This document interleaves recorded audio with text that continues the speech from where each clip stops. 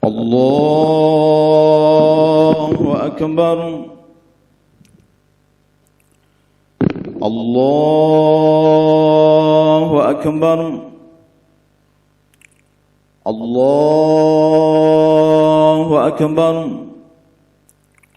الله أكبر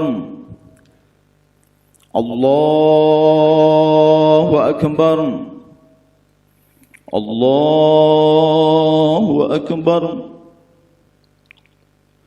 الله أكبر الله أكبر الله أكبر الله أكبر كبيرا وسبحان الله بكرة وأصيلا لا إله إلا الله والله أكبر الله أكبر ولله الحمد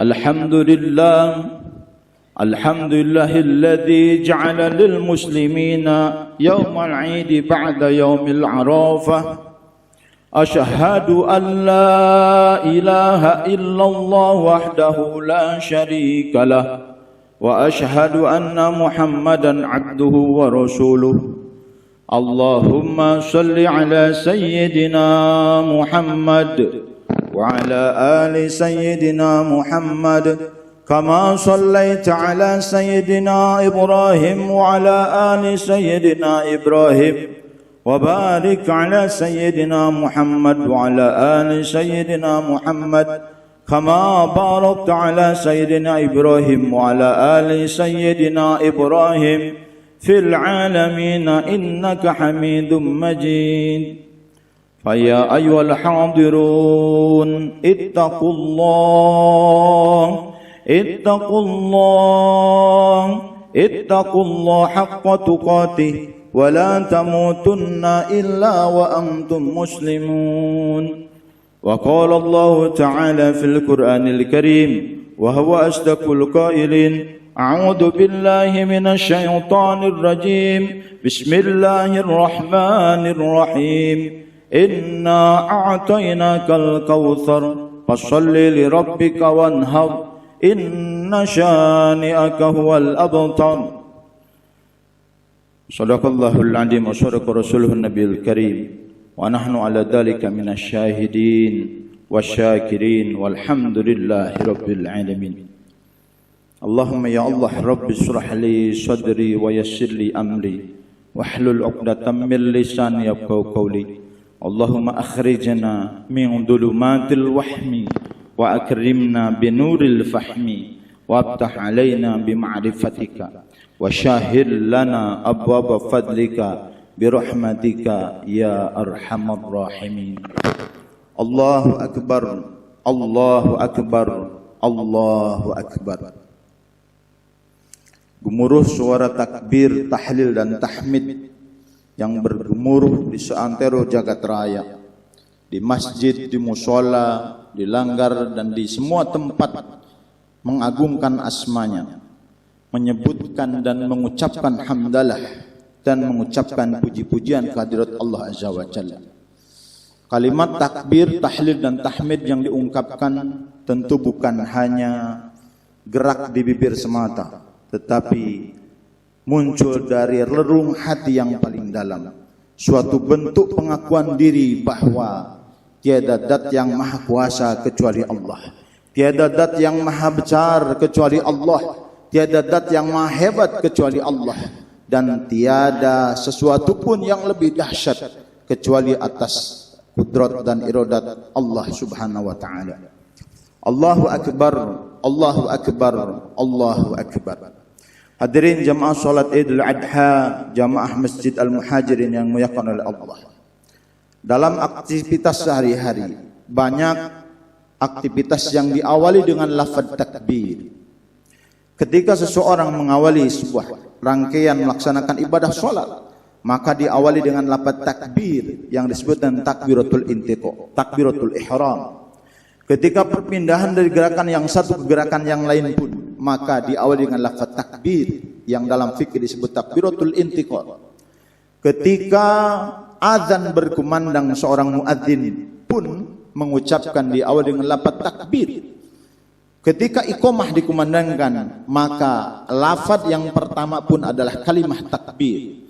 Ketika sang jabang bayi lahir ke muka bumi dan telinga kanannya diadankan, telinga kirinya diiqamahkan, maka kalimah yang terdengar pertama pun adalah kalimat takbir.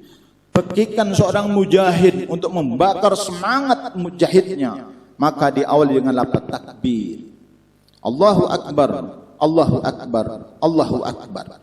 Lafaz takbir yang diungkapkan adalah suatu pengakuan bahwa kita bergerak karena digerakkan oleh Allah. Tiada zat yang maha kuasa kecuali Allah. Tiada zat yang maha hebat kecuali Allah.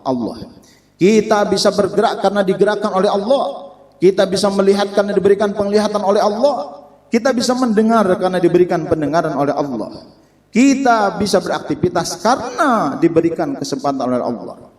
Darah yang mengalir, jantung yang berdetak, mata yang berkedip, semuanya atas kudrat dan iradat Allah Azza wa Jalla. Sehingga muncullah semua pengakuan diri kita bahwa kita tidak memiliki daya dan upaya. Kita tidak memiliki kekuatan kecuali atas pertolongan Allah. La haula wa la quwwata illa billahil aliyyil. Allahu akbar, Allahu akbar, Allahu akbar. Hadirin jamaah salat Idul Adha yang dimuliakan oleh Allah.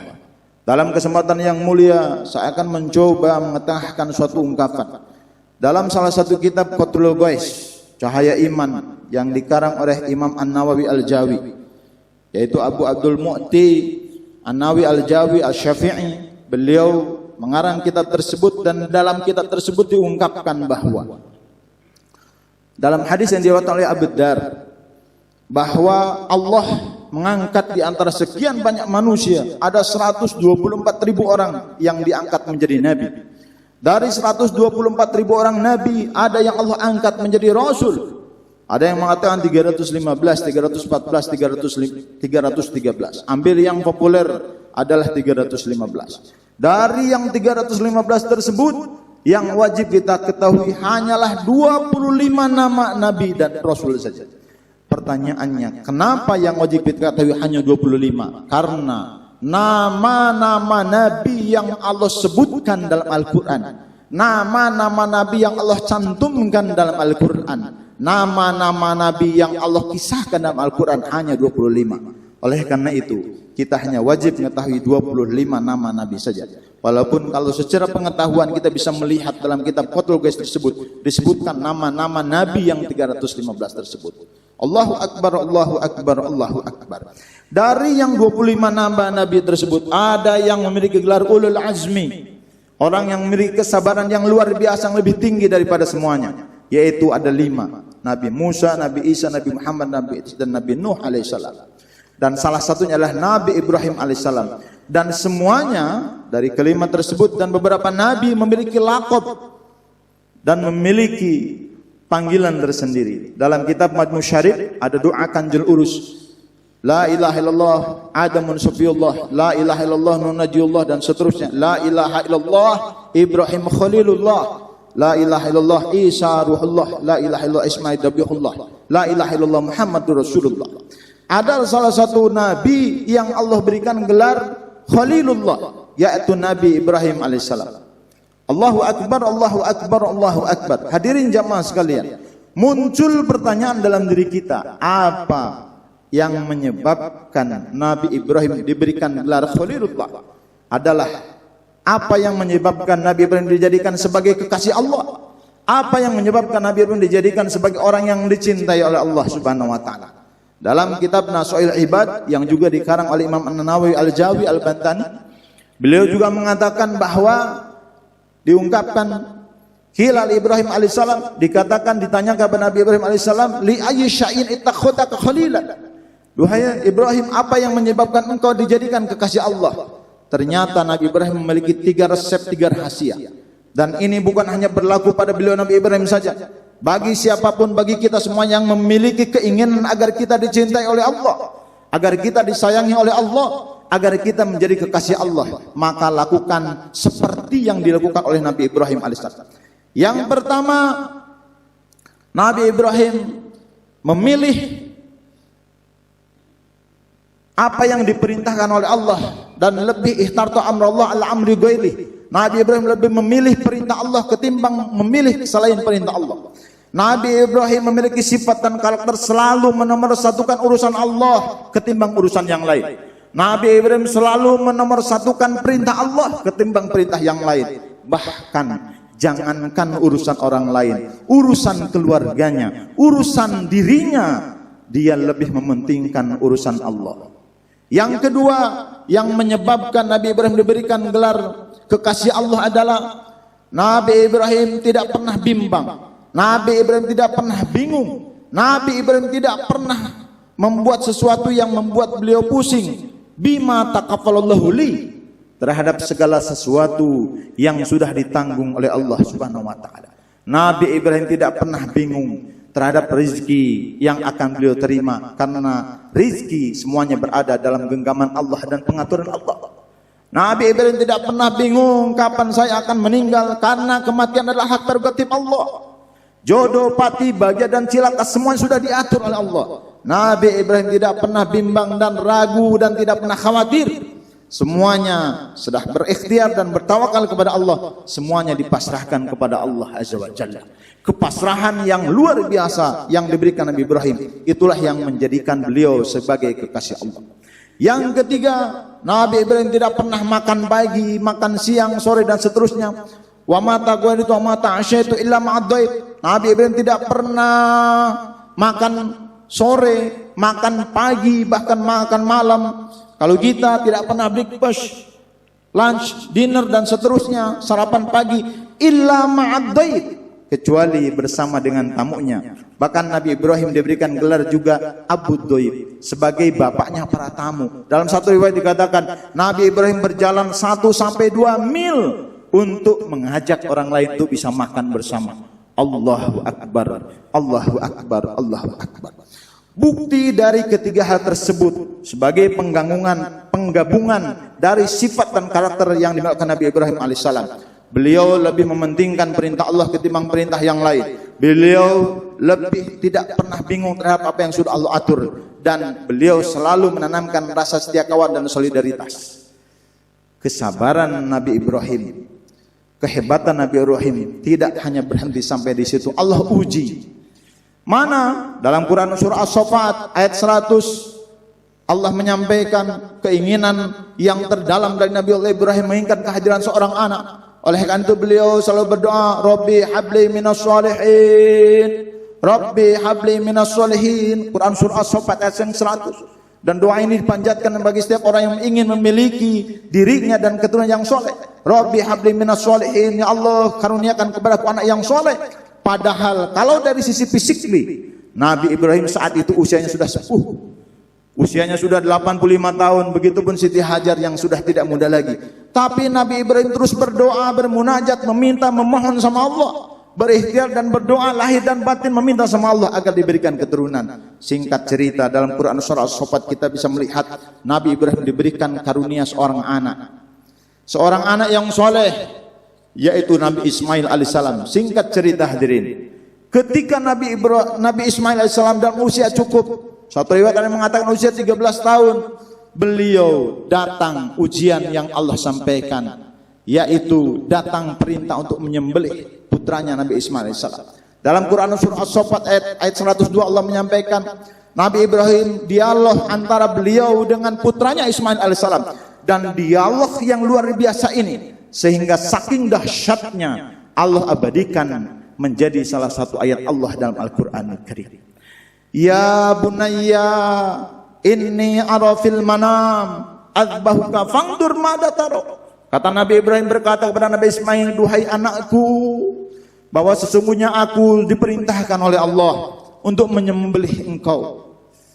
Seorang bapak yang menginginkan kehadiran seorang anak, tetapi ketika seorang anak berusia cukup, datang perintah Allah, penuhi nadarmu wahai Ibrahim, penuhi nadarmu wahai Ibrahim. Kemudian ada yaumul tarwiyah, yaumul arafah, mengetahui bahwa itu adalah perintah Allah. dan yaumul udhiyah yaitu hari penyembelihan, dan yakin bahwa ini adalah perintah Allah, disampaikan kepada putranya. Dan apa yang terjadi?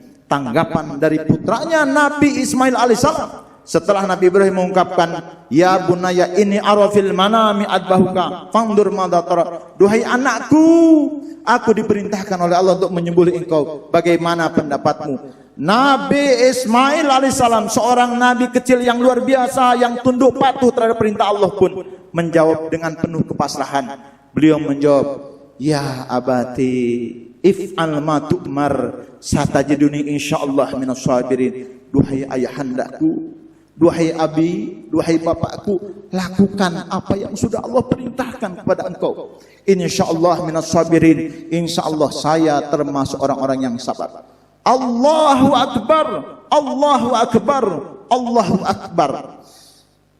Ketundukan Nabi Ibrahim terhadap perintah Allah, kepasrahan Nabi Ismail alaihissalam melaksanakan perintah Allah, membuat takjub bukan hanya penghuni dunia, tetapi penghuni langit pun takjub. Sehingga para malaikat yang dipimpin oleh malaikat Jibril berungkap dengan penuh rasa tawadhu dan takdim, mengucapkan Allahu akbar, Allahu akbar, Allahu akbar. Nabi Ibrahim menyambut riuh gemuruhnya para malaikatnya Allah dan mengucapkan la ilaha illallah wallahu akbar. Nabi Ismail pun tidak tinggal diam. Beliau mengungkapkan dengan penuh kepasan, Allahu akbar walillahil hamd. Dan kalimat inilah yang dijadikan kalimat takbir yang biasa kita dengar pada yaumul Idul Adha maupun yaumul Fitri. Allahu akbar, Allahu akbar, Allahu akbar. La ilaha illallah wallahu akbar, Allahu akbar walillahil hamd. Ungkapan ketakjuban dari para malaikatnya Allah, dan ungkapan ketundukan dari Nabi Ibrahim alaihissalam, dan ungkapan kepasrahan dari Nabi Ismail alaihissalam. Masya Allah, Allahu akbar, Allahu akbar, Allahu akbar. Oleh karena itu hadirin jamaah sekalian yang dimuliakan oleh Allah Subhanahu wa taala, mari kita ambil pelajaran dan contoh dari sifat dan karakter yang dimiliki oleh Nabiullah Ibrahim alaihissalam, dari sifat dan karakter yang dimiliki oleh Nabi Ismail alaihissalam, bahwa beliau selalu mementingkan perintah Allah, bahwa beliau tidak pernah bingung terhadap semua yang Allah tetapkan, sehingga Allah pun sayang terhadap hambanya, sehingga Allah ganti penyembelihan tersebut dengan seekor gibas sebagai pengganti penyembelihan. Dan sampai dengan hari ini pelaksanaan Hari Raya Idul Adha ditandai dengan penyembelihan hewan kurban, baik itu berupa kambing, sapi, unta dan lain sebagainya, sebagai pengganti dan sebagai perwujudan dari kepasrahan kepada Allah Azza wa Jalla.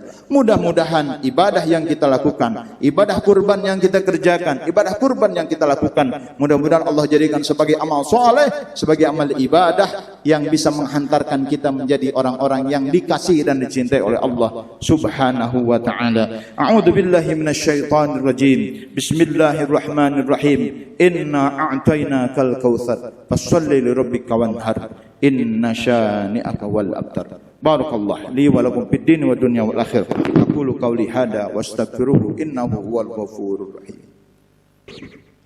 Allahumma salli wa sallim ala sayyidina Muhammad wa ala ali sayyidina Muhammad.